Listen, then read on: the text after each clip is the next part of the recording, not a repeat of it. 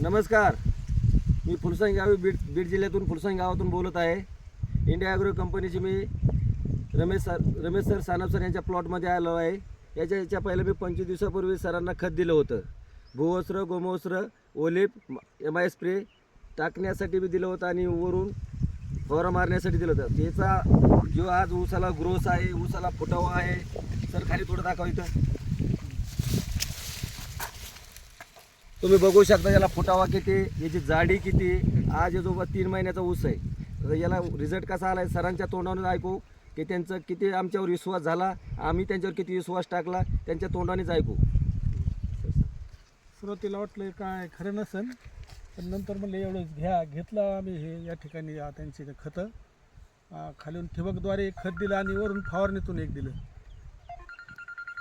हे खत त्याला लागू झालं आणि चांगला ऊस आला. ठीक. त्याचा रिझल्ट बरा वाटला आहे सध्या तरी. सध्या बघा, शेतकऱ्याच्या तोंडाने ऐकलं, त्यांच्या तोंडापासून ऐकलं की आपल्याला रिझल्ट किती आला.